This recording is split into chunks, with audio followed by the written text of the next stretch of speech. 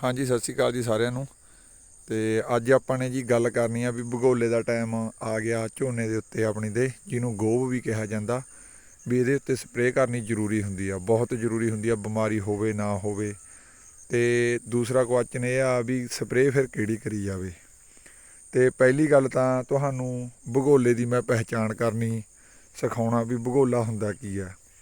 ਭਗੋਲਾ ਹੁੰਦਾ ਜੀ, ਜਿਵੇਂ ਮੰਨ ਲਓ ਆਪਣਾ ਆਹ ਝੋਨਾ ਹੈ, ਵੀ ਜਿਹੜੀਆਂ ਇਹਦੀਆਂ ਥੱਲੇ ਪਾਈਪਾਂ ਨੇ, ਥੱਲੇ ਉਹ ਪਾਈਪਾਂ ਦਿਖਦੀਆਂ ਨੇ, ਉਹ ਮੋਟੀਆਂ ਹੋ ਜਾਂਦੀਆਂ ਨੇ, ਫੁੱਲ ਜਾਂਦੀਆਂ ਨੇ। ਉਹ 2-4 ਦਿਨਾਂ ਦੇ ਵਿੱਚ ਬਾਹਰ ਨਿਕਲਣ ਨੂੰ ਤਿਆਰ ਹੁੰਦੀਆਂ ਨੇ। ਜਿਵੇਂ ਕਿ ਆਹ ਦੇਖੋ, ਇਹ ਤਾਂ ਚਲੋ ਕੋਈ ਸੀਡ ਹੋਰ ਹੋਊਗਾ ਜਿਹੜਾ ਸਾਰਾ ਪਾਈਪਾਂ ਬਾਹਰ ਕੱਢ ਗਿਆ। ਅਤੇ ਤੁਹਾਨੂੰ ਇਹਦੇ ਵਿੱਚ ਮੈਂ ਦੇਖੋ, ਆਹ ਦੇਖੋ ਪਾਈਪਾਂ, ਆਹ ਦੇਖੋ, ਆਹ ਪਾਈਪਾਂ ਫੁੱਲੀਆਂ ਪਈਆਂ ਨੇ ਨਾ, ਆਹ ਦੇਖੋ ਸਾਰੀਆਂ ਪਾਈਪਾਂ ਫੁੱਲੀਆਂ ਪਈਆਂ ਨੇ। 5 ਦਿਨਾਂ ਦੇ ਵਿੱਚ ਝੋਨਾ ਬਾਹਰ ਆਉਣ ਲੱਗ ਜਾਣਾ, ਬਾਹਰ ਆਉਣਾ ਸਟਾਰਟ ਹੋ ਜਾਣਾ। ਜਿਵੇਂ ਕਿ ਆਹ ਦੇਖੋ, ਆਹ ਸਟਾਰਟ ਹੋ ਗਿਆ ਨਾ, ਇਹ ਨਿਕਲਿਆ ਹੋਇਆ ਅਤੇ ਉਹ ਨਿਕਲਿਆ ਹੋਇਆ, ਇਹ ਸਟਾਰਟ ਹੋ ਗਿਆ। ਐਂ ਕਿਤੇ ਕਿਤੇ ਸਟਾਰਟ ਹੋ ਜਾਵੇ ਬਾਹਰ ਨਿਕਲਣਾ, ਉਹਨੂੰ ਭਗੋਲਾ ਕਿਹਾ ਜਾਂਦਾ, ਕਿਉਂਕਿ ਬਾਕੀ ਪਾਈਪਾਂ ਨਿਕਲਣ ਲਈ, ਬਾਹਰ ਨਿਕਲਣ ਲਈ ਤਿਆਰ ਹੁੰਦੀਆਂ ਨੇ, ਅਤੇ ਇਹ ਕਿਤੇ ਕਿਤੇ ਜਿਹੜਾ ਨਿਕਲ ਜਾਂਦਾ ਅਤੇ ਇਹ ਪਹਿਲਾਂ ਤਿਆਰ ਹੋ ਜਾਂਦਾ। ਕੁਛ ਆਇਆ ਕਿਉਂਕਿ ਆਪਣਾ ਖੇਤ ਲੈਬੋਰਟਰੀ ਦਾ ਹੁੰਦਾ ਨਹੀਂ ਵੀ ਸਾਰਾ ਇੱਕ ਦਿਨੇ ਹੋ ਜੂ ਕੰਮ, ਪਏ 5-7-10 ਦਿਨ ਦਾ ਪ੍ਰੋਸੈਸ ਲੱਗਦਾ। ਜਿਹੜੇ ਟਿੱਲਰ ਹੁੰਦੇ ਨੇ ਅਗੇਤੇ ਬਣ ਜਾਂਦੇ ਨੇ, ਜਿਹੜੇ ਪੌਦੇ ਅਗੇਤੇ ਸਾਂਭਲ ਜਾਂਦੇ ਨੇ ਉਹ ਪਹਿਲਾਂ ਨਿਕਲ ਜਾਂਦੇ ਨੇ, ਅਤੇ ਜਿਹੜੇ ਦੂਸਰੇ ਲੇਟ ਸਾਂਭਲਦੇ ਨੇ ਉਹ ਲੇਟ ਨਿਕਲਦੇ ਨੇ। ਬਟ ਜਾਣੀ ਕਿ ਕਿਤੇ ਕਿਤੇ ਆਪਾਂ ਨੂੰ ਇਹ ਦਿਖਣ ਲੱਗ ਜਾਵੇ ਵੀ ਹਾਂ ਨਿਕਲਣ ਲੱਗ ਗਿਆ, ਸਮਝ ਲਓ ਇਹ ਭਗੋਲਾ। ਪਹਿਲੀ ਗੱਲ ਇਹਦੇ 'ਤੇ ਸਪਰੇਅ ਕਰਨੀ ਜ਼ਰੂਰੀ ਆ, ਬਹੁਤ ਜ਼ਿਆਦਾ ਜ਼ਰੂਰੀ ਆ ਸਪਰੇਅ ਕਰਨੀ। ਅਤੇ ਹੁਣ ਦੂਸਰਾ ਸਵਾਲ ਆ ਆਪਣਾ, ਸਪਰੇਅ ਕਿਹੜੀ ਕਰੀ ਜਾਵੇ। ਦੇਖੋ ਬੇਮਤਲਬੀ ਆਪਾਂ ਤੋਂ ਗੱਲਾਂ ਹੁੰਦੀਆਂ ਨਹੀਂ ਹੈਗੀਆਂ ਵੀ ਘੁਮਾ ਫਿਰਾ ਕੇ ਆਪਾਂ ਗੱਲਾਂ ਜੀਆਂ ਘੁਮਾਈ ਜਾਈਏ ਵੀ ਐਂ ਕਰ ਦਿਓ, ਬਾਹ ਕਰ ਦਿਓ। ਅਤੇ ਆਪਣੇ ਜਿਹੜਾ ਟੋਪਿਕ ਹੋਊਗਾ ਮੇਨ, ਉਹਦੇ 'ਤੇ ਆਪਾਂ ਮੇਨ ਫੋਕਸ ਕਰਦੇ ਹਾਂ, ਮੇਜਰ ਫੋਕਸ ਕਹਿੰਦੇ ਨੇ ਜਿਹਨੂੰ ਆਪਾਂ, ਵੀ ਹੁਣ ਸਪਰੇਅ ਕਿਹੜੀ ਕਰੀ ਜਾਵੇ।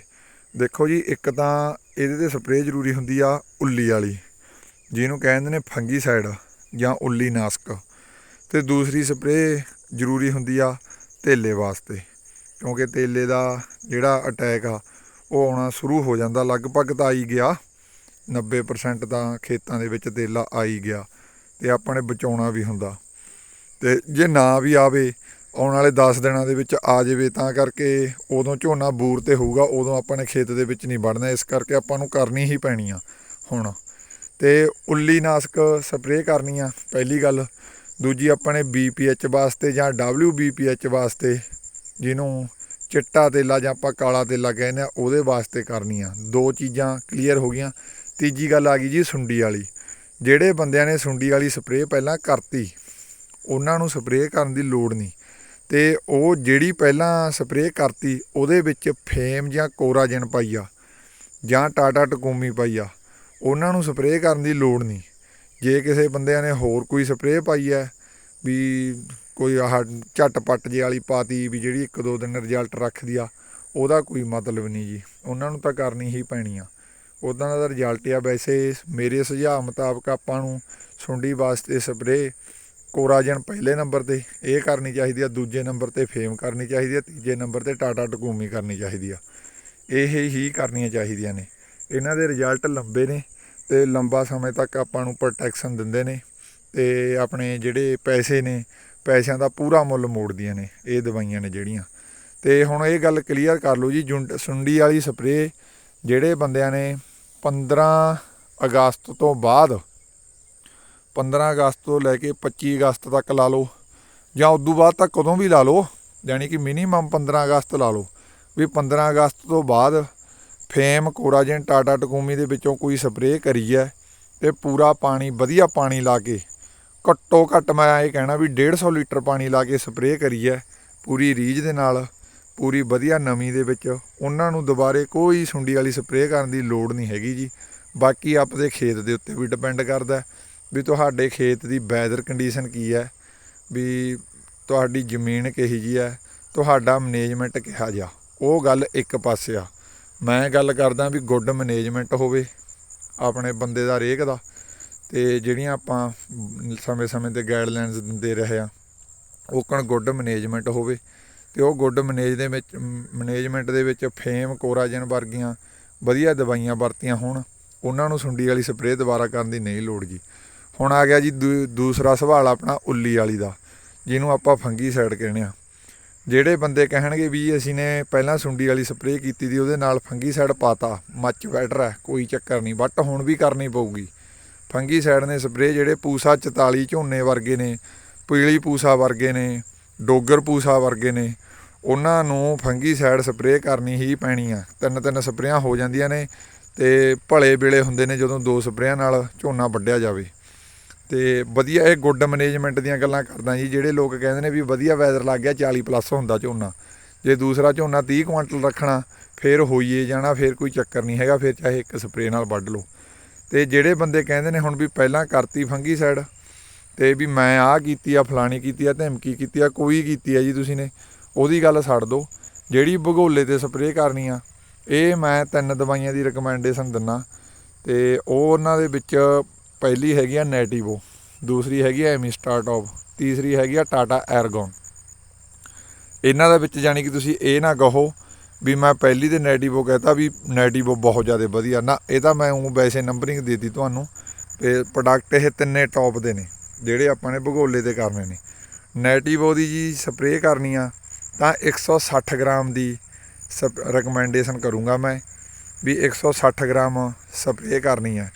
ਅਤੇ ਉਹ 160 ਗ੍ਰਾਮ ਦੀ ਰਿਕਮੈਂਡੇਸ਼ਨ ਕਿਉਂ ਦੇ ਰਿਹਾ ਵੀ ਜਿਹੜੇ ਬੰਦੇ ਇਹ ਸੋਚ ਕੇ ਸਪਰੇਅ ਕਰ ਰਹੇ ਨੇ ਵੀ ਮੇਰਾ ਝੋਨਾ ਭਗੋਲੇ 'ਤੇ ਆ, ਮੈਂ ਆਹੀ ਸਪਰੇਅ ਦੇ ਨਾਲ ਝੋਨਾ ਕਟਿੰਗ ਕਰ ਲੈਣਾ, ਵੀ ਉਦੋਂ ਬਾਅਦ ਮੈਂ ਕੋਈ ਫੰਗੀਸਾਈਡ ਨਹੀਂ ਵਰਤਣਾ, ਉਹ 160 ਗ੍ਰਾਮ ਡੋਜ਼ ਨੈਟੀਵੋ ਦੀ ਵਰਤਣ, ਅਤੇ ਐਮਿਸਟਾਟੋਪ ਦੀ 200 ml ਵਰਤਣ, ਅਤੇ ਟਾਟਾ ਐਰਗੋਨ ਦੀ 250 ml ਡੋਜ਼, ਜਾਣੀ 200 ml ਵਰਤ ਲੈਣ ਟਾਟਾ ਐਰਗੋਨ ਦੀ ਵੀ, ਕੋਈ ਚੱਕਰ ਨਹੀਂ ਹੈਗਾ। ਜੇ ਜਾਣੀ ਕਿ ਬਿਮਾਰੀ ਜ਼ਿਆਦਾ ਹੋਵੇ ਖੇਤ ਦੇ ਵਿੱਚ ਵੀ ਉਹਨੂੰ ਆਪਾਂ ਨੇ ਠੀਕ ਕਰਨਾ ਤਾਂ 250 ml ਟਾਟਾ ਐਰਗੋਨ ਦੀ ਡੋਜ਼ ਵਰਤਣ ਨੂੰ ਕਿਹਾ ਜਾਂਦਾ, ਨਹੀਂ 200 ml ਡੋਜ਼ ਵੀ ਕਾਫੀ ਹੁੰਦੀ ਆ ਟਾਟਾ ਐਰਗੋਨ ਦੀ। ਅਤੇ 3 ਪ੍ਰੋਡਕਟਾਂ ਦੀ ਮੈਂ ਤੁਹਾਨੂੰ ਡੋਜ਼ ਦੱਸਤੀ। ਅਤੇ ਟਾਟਾ ਐਰਗੋਨ ਦੀ ਜਿਹੜੀ ਅਸਲੀ ਡੋਜ਼ ਆ ਵੀ ਉਹ ਕਿੰਨੀ ਆ, ਡਾਟਾ ਸ਼ੀਟ ਕੀ ਕਹਿੰਦੀ ਆ, ਉਹਦੇ ਬਾਰੇ ਬਹੁਤਾ ਮੈਨੂੰ ਪਤਾ ਨਹੀਂ, ਕਿਉਂਕਿ ਪ੍ਰੋਡਕਟ ਇੰਨਾ ਮਾਰਕੀਟ ਦੇ ਵਿੱਚ ਫੇਮਸ ਹੋਇਆ ਨਹੀਂ ਹੈਗਾ। ਅਤੇ ਨੈਟੀਵੋ ਦੀ ਤੁਹਾਨੂੰ ਦੱਸਤੀ ਵੀ 160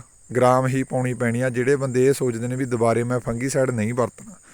ਅਤੇ ਹਾਂ, ਦੂਸਰੀ ਗੱਲ, ਜਿਹੜੇ ਬੰਦੇ ਕਹਿੰਦੇ ਨੇ ਵੀ ਮੈਂ ਝੋਨਾ ਜਦੋਂ ਸਾਰਾ ਨਿਸਰ ਗਿਆ, ਬੂਰ ਝੜ ਗਿਆ, ਵੀ ਉਸ ਤੋਂ ਬਾਅਦ ਇੱਕ ਫੰਗੀਸਾਈਡ ਹੋਰ ਵਰਤਣਾ, ਤਾਂ ਉਹ 120 ਗ੍ਰਾਮ ਤੋਂ ਲੈ ਕੇ 130 ਗ੍ਰਾਮ ਦੇ ਵਿੱਚ ਨੈਟੀਵੋ ਯੂਜ ਕਰ ਸਕਦੇ ਨੇ। ਉਹਨਾਂ ਲਈ ਇਹ ਆਪਸ਼ਨ ਹੈ ਵੀ ਨੈਟੀਵੋ ਵਾਸਤੇ ਉਹ। ਅਤੇ ਹੁਣ ਗੱਲ ਆ ਗਈ ਜੀ BPH ਵਾਸਤੇ, ਤੇਲੇ ਵਾਸਤੇ, ਕਾਲੇ ਤੇਲੇ ਵਾਸਤੇ। ਜਿਹੜੇ ਬੰਦੇ ਕਹਿੰਦੇ ਨੇ ਵੀ ਅਸੀਂ ਨੇ ਇੱਕੇ ਸਪਰੇਅ ਕਰਨੀ ਆ ਭਗੋਲੇ 'ਤੇ ਵੀ ਜਿਹਦੇ ਨਾਲ ਸਾਡਾ ਝੋਨਾ ਕਟਿੰਗ ਹੋ ਜਾਵੇ, ਤਾਂ ਉਹ ਰਿਸਕ ਨਾ ਲੈਣ ਜੀ, ਅਤੇ ਪੈਕਸਾਲੋਨ ਸਪਰੇਅ ਕਰਨ। ਪੈਕਸਾਲੋਨ ਦਵਾਈ ਦੀ ਰਿਕਮੈਂਡੇਸ਼ਨ ਆ। ਅਤੇ ਇੱਕ ਨਿਸ਼ਚਿਓ ਜਾਪਾਨ ਕੰਪਨੀ ਦੀ ਔਰਕੈਸਟਰਾ ਆਈ ਆ ਦਵਾਈ, ਉਹ ਪਹਿਲੀ ਵਾਰ ਆਈ ਆ, ਅਤੇ ਉਹ ਵੀ ਕੰਪਨੀ ਦਾਅਵਾ ਕਰ ਰਹੀ ਆ ਵੀ ਜੇ ਭਗੋਲੇ ਦੇ ਉੱਤੇ ਸਾਡੀ ਇਹ ਸਪਰੇਅ ਕਰੋਗੇ ਵੀ ਤਾਂ ਝੋਨਾ ਕਟਿੰਗ ਹੋ ਜਾਊਗਾ, ਵੀ ਤੇਲਾ ਨਹੀਂ ਆਊਗਾ ਖੇਤ ਦੇ ਵਿੱਚ। ਬਟ ਪ੍ਰੋਡਕਟ ਪਹਿਲੇ ਵਾਰ ਆਇਆ, ਰਿਸਕ ਆਪਾਂ ਨਹੀਂ ਲੈ ਸਕਦੇ। ਜੇ ਕੋਈ ਕਿਸਾਨ ਵੀਰ ਟਰਾਇਲ ਲਾਉਣਾ ਚਾਹੁੰਦਾ, ਵੈਸੇ ਤਾਂ ਸਾਰੇ ਕਿਸਾਨ ਵੀਰਾਂ ਨੂੰ ਟਰਾਇਲ ਲਾਉਣੇ ਚਾਹੀਦੇ ਨੇ ਆਪਦੇ ਖੇਤ ਦੇ 5% ਏਰੀਏ ਦੇ ਹਿਸਾਬ ਨਾਲ। ਮਤਲਬ 5% ਏਰੀਆ ਇਹ ਹੁੰਦਾ ਵੀ ਜੇ ਤੁਹਾਡੇ ਲਵੇ 20 ਏਕੜ ਖੇਤ ਆ ਤਾਂ 1 ਏਕੜ ਦੇ ਉੱਤੇ ਤੁਸੀਂ ਟਰਾਇਲ ਲਾਓ, ਜ਼ਰੂਰ ਲਾਓ। ਇਹਨੂੰ 5% ਏਰੀਆ ਕਿਹਾ ਜਾਂਦਾ ਵੀ 1 ਏਕੜ ਦੇ ਉੱਤੇ ਤੁਸੀਂ ਟਰਾਇਲ ਲਾਓ। ਨਵੀਂ ਦਵਾਈ ਕੋਈ ਵੀ ਤੁਹਾਨੂੰ ਵਧੀਆ ਪ੍ਰੋਡਕਟ ਮਾਰਕੀਟ ਦੇ ਵਿੱਚ ਕੰਪਨੀ ਸਿੱਟਦੀ ਆ, ਉਹਦਾ ਟਰਾਇਲ ਲਾਓ, ਤਾਂ ਕਿ ਨੈਕਸਟ ਈਅਰ ਵਾਸਤੇ ਆਪਾਂ ਉਹ ਦਵਾਈ ਦੇ ਉੱਤੇ, ਉਹ ਕੰਪਨੀ ਦੇ ਉੱਤੇ ਭਰੋਸਾ ਕਰ ਸਕੀਏ। ਕਿਸੇ ਹੋਰ ਵੀਰਾਂ ਦੀ ਜਾਂ ਦੁਕਾਨਦਾਰਾਂ ਦੀਆਂ ਗੱਲਾਂ ਦੇ ਵਿੱਚ ਆਉਣ ਦੀ ਲੋੜ ਨਹੀਂ ਹੈਗੀ। ਅਤੇ ਪੈਕਸਾਲੋਨ ਦੀ ਸਿਫਾਰਿਸ਼ ਕਰਦਾ ਜੀ। ਜਿਹੜੇ ਬੰਦੇ ਐਂ ਕਹਿੰਦੇ ਨੇ ਵੀ ਭਗੋਲੇ ਦੇ ਉੱਤੇ ਇੱਕ ਸਪਰੇਅ ਕਰਾਂ ਮੈਂ ਅਤੇ ਮੇਰਾ ਝੋਨਾ ਕਟਿੰਗ ਹੋ ਜਾਵੇ, ਤਾਂ 99% ਚਾਂਸ ਨੇ ਜੀ, ਕਿਉਂਕਿ 2018 ਤੋਂ ਲੈ ਕੇ 2021 ਤੱਕ ਪੈਕਸਾਲੋਨ ਨੇ ਇੱਕ ਸਪਰੇਅ ਨਾਲ ਹੀ, ਭਗੋਲੇ ਦੇ ਉੱਤੇ ਸਪਰੇਅ ਕਰਨ ਨਾਲ ਹੀ ਝੋਨਾ ਕਟਾਇਆ। 2022 ਦਾ ਪਤਾ ਨਹੀਂ ਕੀ ਹੋਊਗਾ, ਕਿਉਂਕਿ ਵੈਸੇ ਤਾਂ ਫੁੱਲ ਚਾਂਸ ਨੇ, ਕੰਪਨੀ ਦੇ 100% ਚਾਂਸ ਨੇ ਵੀ ਝੋਨਾ ਕਟਿੰਗ ਹੋਊਗਾ। ਬਟ ਆਪਾਂ ਕਿਉਂ ਕਿਸੇ ਦੇ ਉੱਤੇ ਭਰੋਸਾ ਕਰੀਏ, ਆਪਾਂ ਉਹ 1% ਰੇਅਰ ਚਾਂਸ ਛੱਡ ਦਿਓ ਵੀ ਪੈਕਸਾਲੋਨ ਦੀ ਸਪਰੇਅ ਕਰੋ ਜੀ, ਠੀਕ ਹੈ ਜੀ। ਅਤੇ ਜਿਹੜੇ ਬੰਦੇ ਕਹਿੰਦੇ ਨੇ ਵੀ ਮੈਂ ਤੇਲੇ ਵਾਸਤੇ ਇੱਕ ਸਪਰੇਅ ਹੁਣ ਕਰਨੀ ਆ ਅਤੇ ਉਸ ਤੋਂ ਬਾਅਦ ਬੂਰ ਝੜਨ ਤੋਂ ਬਾਅਦ ਕਰਨੀ ਆ, ਤਾਂ ਉਹ ਹੁਣ ਚੈਸ ਕਰ ਸਕਦੇ ਨੇ, ਅਤੇ ਉਸ ਤੋਂ ਬਾਅਦ ਉਹਦੇ ਉੱਪਰ ਫੇਰ ਚੈਸ ਕਰ ਸਕਦੇ ਨੇ ਸਪਰੇਅ ਦੁਬਾਰੇ, ਜਿਹੜੀ ਬੂਰ ਝੜਨ ਤੋਂ ਬਾਅਦ ਕਰਨੀ ਆ। ਜਾਂ ਦੂਸਰੀ ਆਪਸ਼ਨ ਕੀ ਆ ਉਹਨਾਂ ਵਾਸਤੇ, ਉਹ ਹੁਣ ਉਹ ਸੀਨ ਕਰਨ ਤੇ ਉਸ ਤੋਂ ਬਾਅਦ ਚੈਸ ਕਰਨ। ਤੇ ਤੀਸਰੀ ਆਪਸ਼ਨ ਤੇ ਉਹਨਾਂ ਵਾਸਤੇ, ਜਾਣੀ ਕਿ ਤੀਸਰੀ ਆਪਸ਼ਨ ਨਹੀਂ ਹੈਗੀ, ਤੀਸਰੀ ਉਹਨਾਂ ਵਾਸਤੇ ਇੱਕ ਨੋਟ ਹੈ। ਨੋਟ ਇਹ ਆ ਵੀ ਉਹ ਸੀਨ ਜੇ ਹੁਣ ਕਰੋਗੇ ਤਾਂ ਉਹਦੇ ਉੱਤੇ ਚੈਸ ਕੰਮ ਕਰੂਗੀ, ਚੈਸ ਹੁਣ ਕਰੋਗੇ ਤਾਂ ਉਹਦੇ ਉੱਤੇ ਚੈਸ ਕੰਮ ਕਰੂਗੀ। ਜੇ ਚੈਸ ਹੁਣ ਕਰੋਗੇ ਤੇ ਉਹਦੇ ਉੱਤੇ ਉਹ ਸੀਨ ਨੇ ਕੰਮ ਨਹੀਂ ਕਰਨਾ ਜੀ। ਇਹ ਜਾਣੀ ਕਿ ਸਾਡੇ ਖੇਤ ਦਾ ਟਰਾਇਲ ਲਾ ਲਓ, ਕਿਸੇ ਹੋਰ ਵੀਰ ਦੇ ਖੇਤ ਦਾ ਟਰਾਇਲ ਲਾ ਲਓ, ਵੀ ਉਹਦੇ ਉੱਤੇ ਕੰਮ ਨਹੀਂ ਕਰਨਾ। ਇਹ ਗੱਲ ਯਾਦ ਰੱਖੋ। ਵੀਡੀਓ ਲੰਬੀ ਹੋਈ ਜਾਂਦੀ ਆ। ਤਿੰਨੇ ਕਨਸੈਪਟ ਮੈਂ ਕਲੀਅਰ ਕਰਤੇ, ਸੁੰਡੀ ਵਾਲੀ ਦੇ, ਉੱਲੀ ਵਾਲੀ ਦੇ ਤੇ ਆਪਣੇ ਇਹਦੇ ਤੇਲੇ ਵਾਲੀ ਦੇ। ਜੇ ਕਿਸੇ ਵੀਰ ਦਾ ਹੋਰ ਸਵਾਲ ਹੋਵੇ ਤਾਂ ਕਮੈਂਟ ਬਾਕਸ ਦੇ ਵਿੱਚ ਦੱਸ ਦਿਓ। ਤੇ ਜੇ ਬੰਦੇ ਨੇ ਕਿਸੇ ਨੇ ਪਹਿਲਾਂ ਨੈਟੀਵੋ ਕਰਤੀ ਤਾਂ ਹੁਣ ਐਮੀ ਸਟਾਰ ਟੌਪ ਵਰਤ ਲਵੇ, ਜੇ ਕਿਸੇ ਨੇ ਐਮੀ ਸਟਾਰ ਟੌਪ ਵਰਤ ਲਈ ਤਾਂ ਹੁਣ ਨੈਟੀਵੋ ਵਰਤ ਲਵੇ। ਇਹ ਯਾਦ ਰੱਖਿਆ ਕਰੋ, ਟੈਕਨੀਕਲ ਚੇਂਜ ਕਰਨਾ ਜ਼ਰੂਰੀ ਆ। ਧੰਨਵਾਦ ਜੀ। ਸਵਾਲ ਜ਼ਰੂਰ ਪੁੱਛਿਓ।